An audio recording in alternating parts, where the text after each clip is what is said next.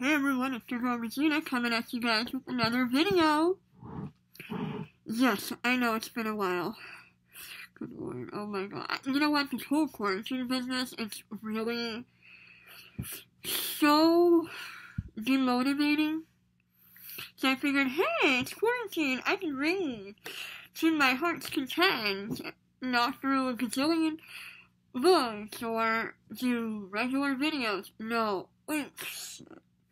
We're in day 23 of April, or 24 right now, at the time of filming, and holy snickerdoodle, like, when I tell you that I barely had any motivation, any energy, or, like, the will to do anything, it's not a joke. You know, like, I tend to be highly motivated. Yes, I do procrastinate. I do have my lazy moments, but to an extent where I can't even pick up a book. And so today I've been feeling really unlike myself because I know for a fact that I went to bed last night. I know it. I know it in my heart of hearts. I fell asleep, or I dozed off, to listening to an audiobook, and then I peeked out from my eye mask, saw it was light out, and said, okay, sure, okay, cool. Woke up at 9:30, and I had like 2 cups of coffee for, today. The amount of times that I've fallen asleep or dozed off, I'm like, why is my body acting like it's, whatchamacallit, why I'm still in college? You know, like, why am I acting like, why is my body behaving like I've done an all-nighter, when I know I haven't? Anyways, yeah, yesterday I had a job interview session, info session, about a subbing gig in New Jersey. I'm considering it, not sure yet, we'll see. Hopefully I can update you guys on that at some point. Today, we're going to be talking about an audiobook that I listened to today. I'm going to do a review of a book called The Twin by Natasha Preston. I really wanted to do an audiobook today because for the life of me, picking up a physical book has become a mountain of a task for some reason. So, thinking, oh, okay, cool, I'll just listen to it, I can do whatever. No, I'm just trying not to fall asleep. Nothing against the book for making me fall asleep, it's just my own tiredness. So, yeah, cool. Let's get into it, shall we? Oh, right before that, comment, like, subscribe. We have fun here. I talk about books. I do tags. I do stuff. Okay, cool beans. Natasha Preston recently released a new novel, I think in the past 2-3 months, called The Twin. It centers around these 2 twin sisters, Iris and Ivy. Our main protagonist is Ivy. Their mother just passed away, and so now Iris is now coming to live with her sister and her dad. Back when they were 10 years old, the parents split. It was a nasty divorce. The mom got custody, the mom got custody of Iris, and the dad got custody of Ivy. So every holiday, summer break, whatever, the girls would alternate houses. Ivy laments that despite having a twin sister, they don't have that sisterly twin bond. This book, as I mentioned, is through the point of view of Ivy. who has it all. She is a sophomore? Yeah, sophomore, junior, and she has straight A's, she has a perfectly sweet and kind boyfriend who's very respectful. Then she has a great group of friends. She is an anchor of her swim team, and she's just a really nice girl. Unfortunately, we don't know all that much about Iris because everything is from Ivy's point of view. And all she's saying is that, Iris has always been somewhat problematic, and we didn't always get along. She was always the outgoing one, whereas I'm the quiet one, stuff like that. Right away, she starts picking up on the fact that something is not quite right. When she talks about her twin sister, Iris, something's clearly wrong with her. Every few pages. She's always driving in the point, my twin sister is not right. One of the reasons why she says this is that ever since their mother's death, Iris has not grieved, nor has she cried. She hasn't let out any emotions. Now, keep in mind, we all know that grief impacts us differently, and we all have a different response to grief. My former friend who lost his mother, God bless him, right before junior year of college, he mentioned that when his mother passed away, he felt a sense of relief, and I think one of the first things that he wanted to do was order a pizza, even though my brother and I didn't understand it. When we lost our grandfather, my brother was really broken up about it. He was raised by our grandparents. And I, who didn't grow up with my grandparents, I say I'm sad, but I'm not really torn. I wasn't grieving him in the sense that a grandchild grieves a grandparent.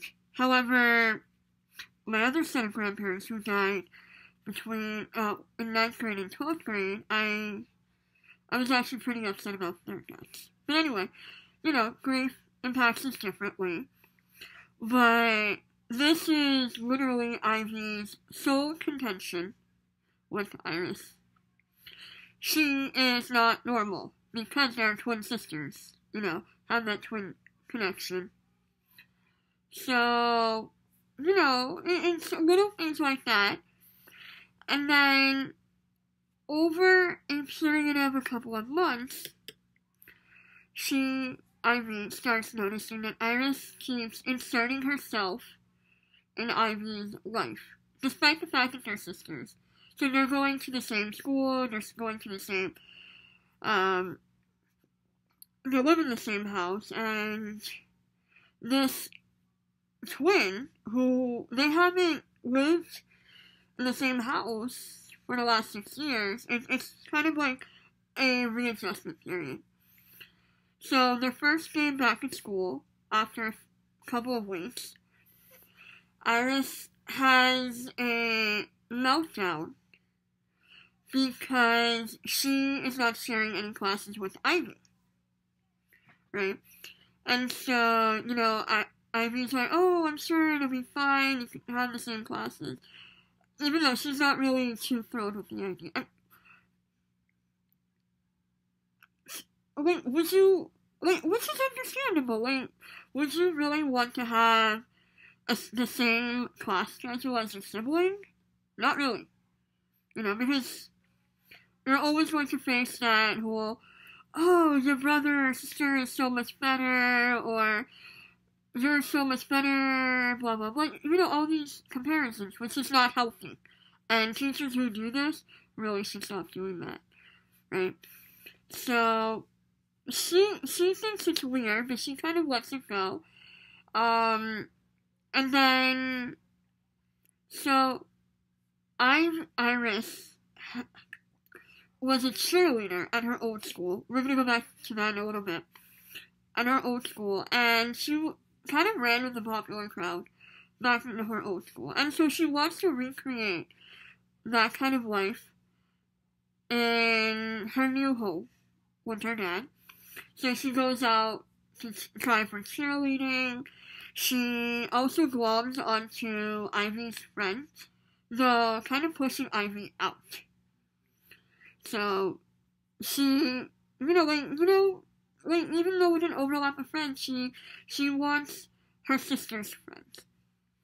And she starts acting weird with Ivy's boyfriend, and which makes him uncomfortable. She, in turn, turns the entire school against Ivy, somehow. What I also found really striking was that the father, who we don't even know the name of, actually we don't even know the name of either parents. Now that I think about it, it's always just mom and dad, or your mom, or something like that. So, what I find really interesting is that the father raised, Mr. Mason has raised Ivy, predominantly, and he is more concerned about the fact that Ivy's not sleeping and that she's having a kind of an outbreak. Not an outbreak in class, even though during the grieving process, all of that is normal. But he doesn't really take notice of what Iris is doing. For example, whenever Ivy does or says something, he does not believe Ivy. For example, there was this one scene where Ivy goes to school and there's a random search of the lockers. 4 staff members and a principal come and start searching lockers, and when Ivy opens up her locker randomly, she finds the test paper in her locker. She says that she didn't even know about it, she has no idea how it got there, blah blah blah. Keep in mind, she's a straight A student, and you would think that the principal, the teachers, and most of all, her father, would be able to say, well, first of all, the staff would be like, this is weird, but we'll investigate it. But instead, they treat her like a criminal. Even though that's a very serious offense, stealing the teacher's tests, the answer key. But, surprisingly, her father doesn't even stick up for Ivy.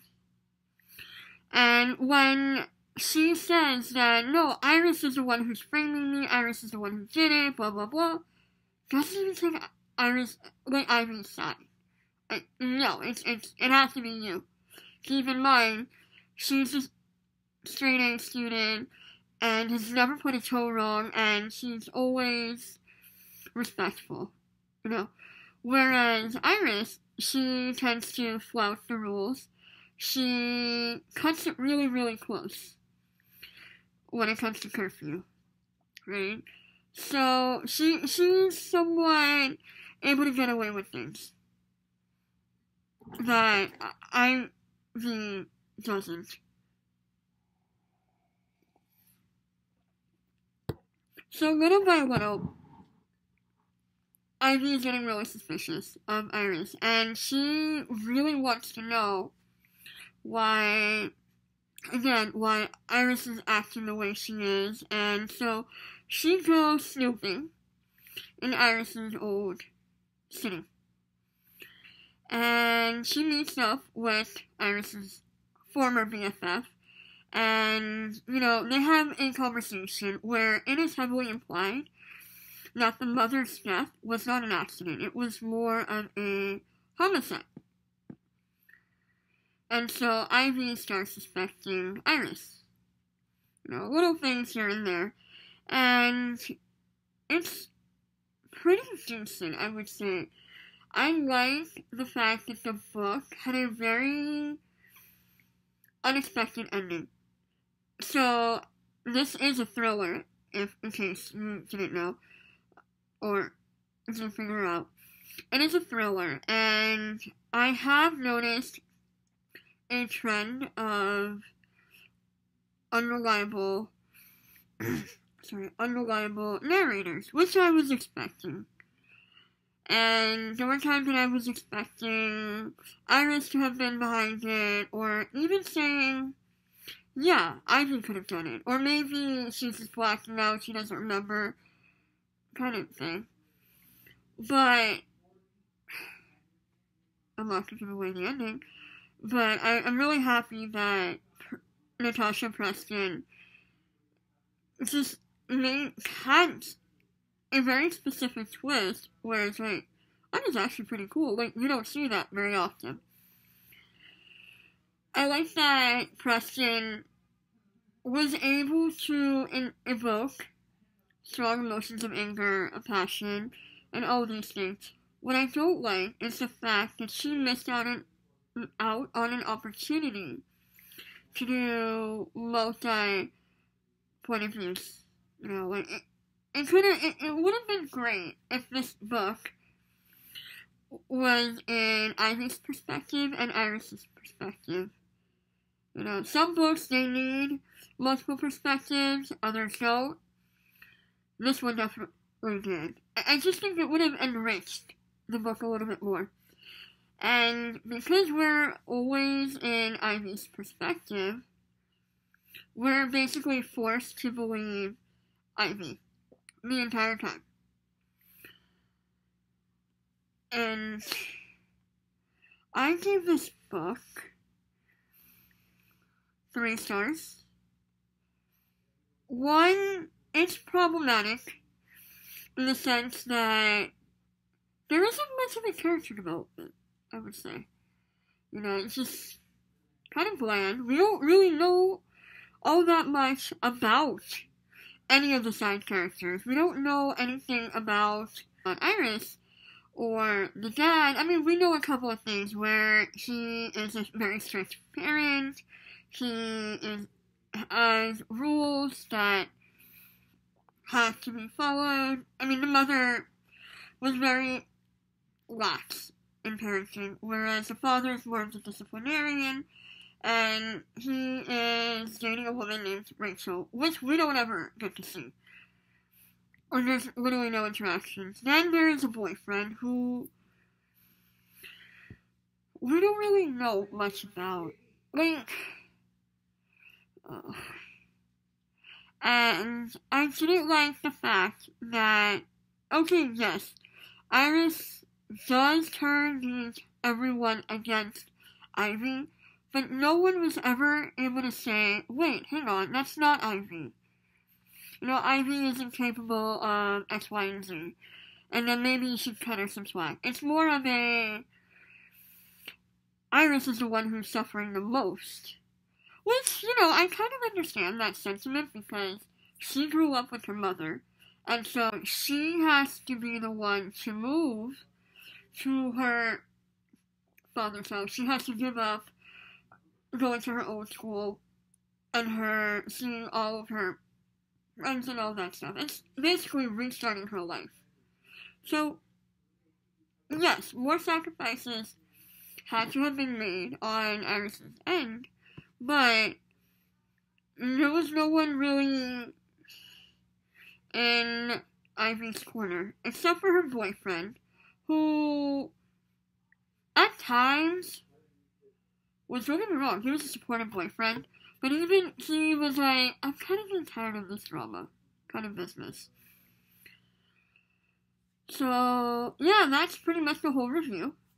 I gave it 3 stars, as I mentioned, and, that's all. Kind of cool. Alright, I'm gonna go. Comment, like, subscribe, all the fun stuff. Bye-bye.